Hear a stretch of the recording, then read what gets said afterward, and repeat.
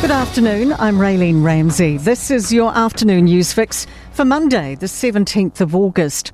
The government says New Zealand's reputation as a modern first world economy depends on the second Waitemata harbour crossing.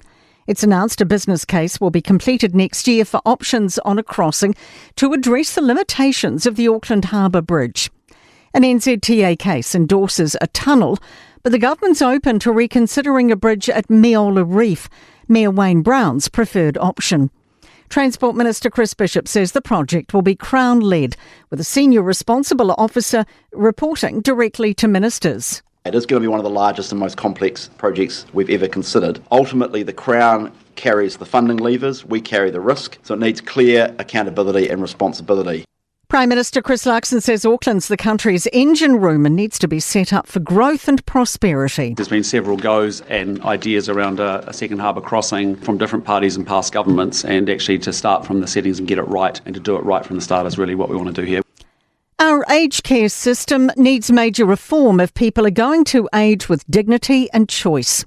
A ministerial advisory group's report into the sector has found our current model is unaffordable and outdated. Jacob Jones reports. It says the cost of aged care will nearly double in the next 20 years and demand will outstrip the number of beds in some areas in the next 5 years. Recommendations include strengthening in-home care, a nationally consistent pathway for people moving through the system, and a workforce strategy. It says this could save $830 million in the next decade. Families may be encouraged by a fall in some household costs.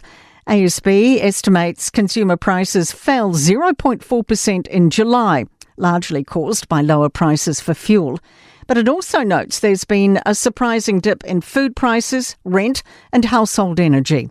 Senior economist Mark Smith says there are signs consumers are acting hesitantly. Discretionary spending in particular has been weighed by a reasonably cautious backdrop. Things like alcohol spending, the combination was also lower. Another positive annual result for freight and logistics firm Freightways after another challenging period.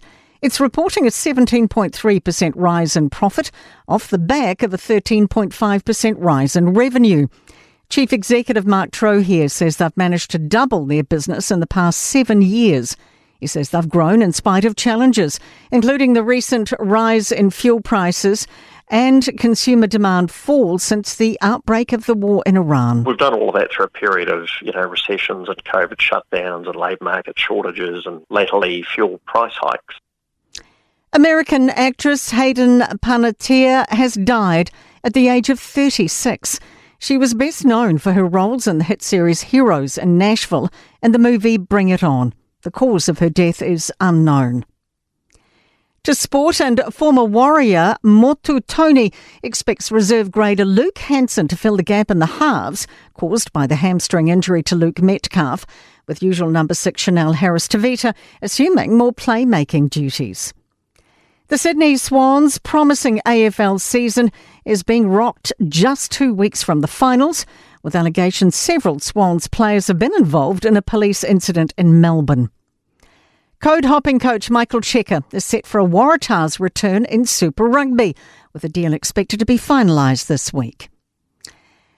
And that is your latest news fix. We're going to be back with you for the next update. That'll happen tomorrow morning from the Newstalk ZB newsroom.